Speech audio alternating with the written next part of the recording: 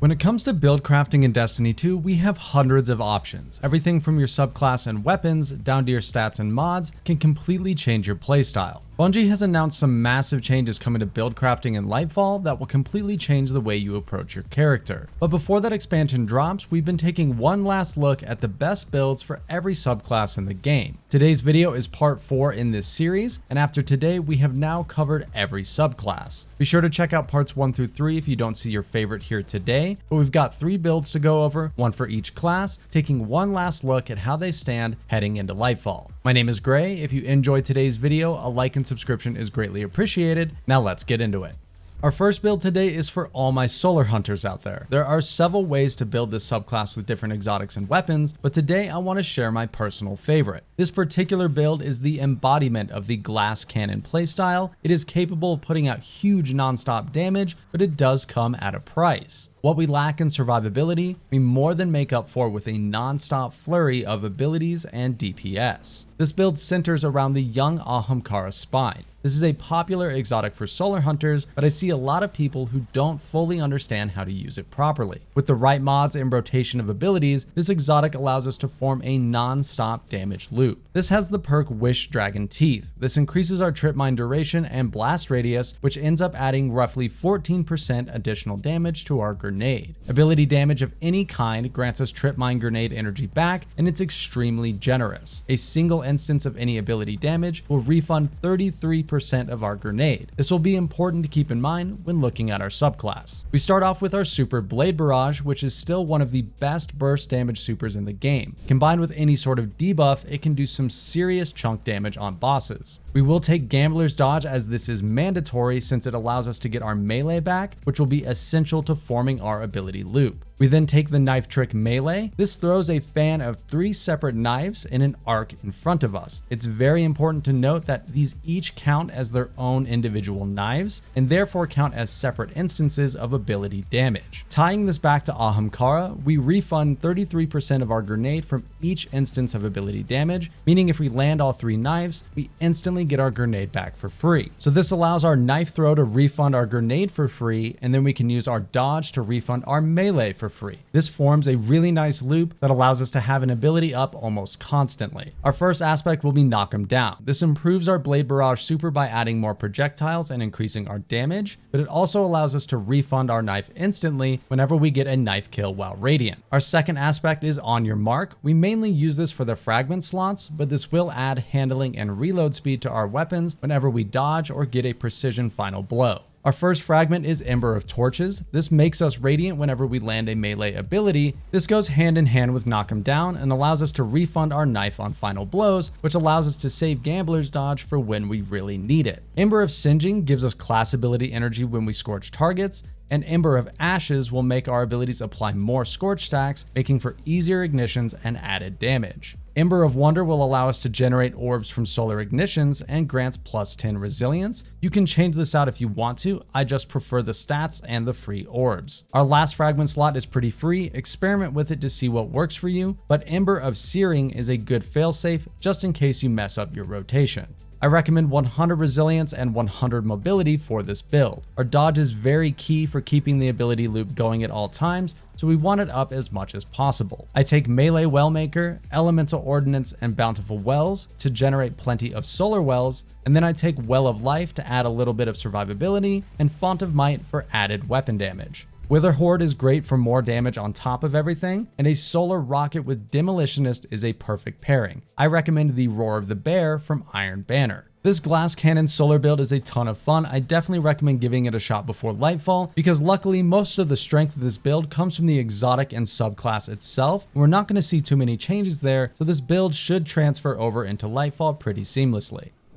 Arc Warlock is a very interesting subclass to talk about. While it isn't the most explosive or bombastic subclass in the game, when built correctly, it can have nearly unlimited abilities and provide a lot of benefit to your team. This season, we saw a few subtle buffs to Arc Warlock. They do add up to make the subclass feel better. The biggest change was a buff to Arc Souls, where the damage was increased from 35 damage to 60 damage per shot, nearly doubling their output. They can actually put out some nice damage now, especially when your entire team picks one up from your rift. Whenever you are amplified, they also have a faster firing rate. Arc Warlock is also capable of creating tons of ionic traces. These traces grant us ability energy when we pick them up, and with the electrostatic mind aspect, we also get amplified from these traces as well. We're going all in on ionic traces, and we start by using the Fallen Sunstar. This has the perk Ionic Conductor. Ionic traces you create move faster and grant additional ability energy. Nearby allies also gain ability energy when you collect traces as well. This equates to 25% grenade energy, 25% melee energy, and 30% rift energy from every single trace, which is pretty insane. We will pair this with the Coldheart Exotic Trace Rifle. This weapon ramps up damage the longer it stays on a target, and once you reach max damage, it will then start creating ionic traces. This gives us a nice source of ionic traces just from our weapon, but our subclass and fragments will allow us to take it even further. I am using Chaos Reach, and while it isn't the strongest super in the game, it did get a cooldown reduction this season, allowing us to have it up much more often. I recommend Healing Rift, and remember this will be used to create our Arc Souls, so drop it as often as possible. Both of our melees got a buff this season as well. Ball Lightning had its range increased from 27 meters up to 35 meters, and Chain Lightning had its damage increased in PvE by 50%.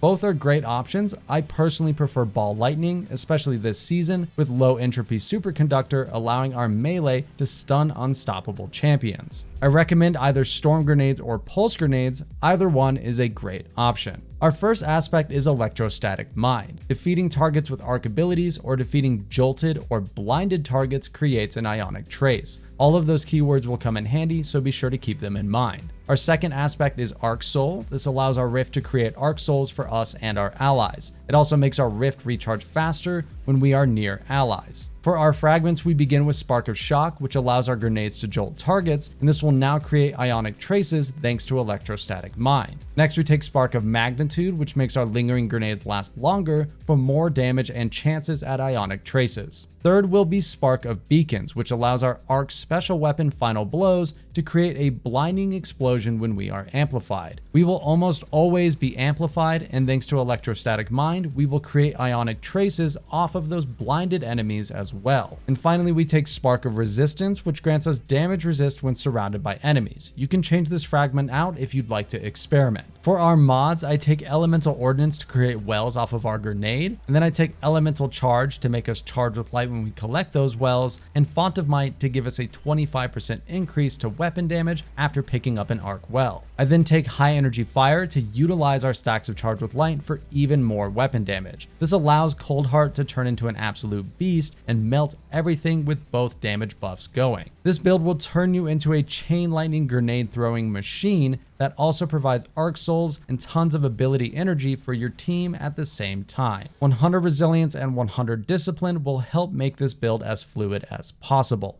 Stasis Titan is an interesting subclass because you can take it in a few different directions depending on your exotics and weapons, but the core largely remains the same. Today I want to show you a great template that will set you up for success in any level of content and give you the tools to take the subclass in whatever direction you want. We're able to have easy bonus damage for all of our stasis weapons up almost all the time thanks to our aspects and fragments. Our first aspect will be Tectonic Harvest. This allows us to create stasis shards from any of our stasis crystals. Like with most stasis builds, we pair this with the mod Elemental Shards, which allows our stasis shards to double as elemental wells when we pick them up. This allows us to use Font of Might for an easy 25% increased weapon damage on our stasis weapons every time we shatter a crystal. I also take Elemental Charge, which makes us charge with light when we pick up an elemental well, and in our case, that counts as any stasis shard. This sets us up with a great base for the rest of the build. You can easily spend your charges on High Energy Fire for extra weapon damage, or take Firepower to reduce your grenade cooldown. Looking at the rest of our subclass, I take Howl of the Storm for my second aspect. This grants us another method of making crystals when we slide and melee. It's great for instantly freezing adds and for AoE damage when we shatter the crystals. You can experiment with this aspect slot, so feel free to try other things as you see fit. I am using the Duskfield Grenade, as this season we have Overload Stasis Grenades, but the Glacier Grenade can work as well for even more crystals. Our first fragment will be Whisper of Fissures. This increases the damage and size of the explosion when we shatter a stasis crystal or a frozen target. We then take Whisper of Shards, which will grant us increased grenade recharge for 5 seconds at base when we shatter a stasis crystal, and this increases to a max of 10 seconds as we shatter more. You can have this active nearly always depending on your setup and stats. Whisper of Conduction makes our stasis shards automatically track to us, which makes everything much more seamless. And finally, we take Whisper of Rhyme. This grants us an overshield when we collect a stasis shard at full health, or if we're below full health, it will heal us whenever we pick one up. This makes us much harder to kill. Now, depending on the weapons you want to use, it can also determine what exotic armor you want to pair with it as well. If you're a glaive enjoyer, you can pair the Judgment of Kelgaroth glaive with the close to melee perk with the Syntheseps exotic gauntlets to put out some serious melee damage. Paired with our Duskfield grenades and overshields, you can play an up close and personal melee stasis build that is surprisingly lethal. It's a really fun and unique playstyle that actually works really well in all sorts of different content. I personally enjoy using the Hoarfrost Z exotic chest piece, which allows us to convert our Titan barricade into a wall of stasis crystals. This grants all the benefits of a rally barricade as well. This gives us access to a ton of stasis crystals to synergize with our class and mods, and turns our barricade into a source of damage and freezing. Instead of a glaive here, I am using a waveframe grenade launcher. Any waveframe works here, and they are great for shattering all of our stasis crystals for massive AoE damage. This also pairs nicely with the Weakened Clear Artifact mod for a 15% debuff this season. Adding that debuff on top of Font of Might and High Energy Fire makes for some serious damage output from our stasis heavy weapons. Whichever way you play it, Stasis Titan is a very strong subclass when built properly and has a lot of different weapon combinations that you can pair with it. Definitely give it a shot if you're looking for something new, as it may surprise you with how strong it can really be.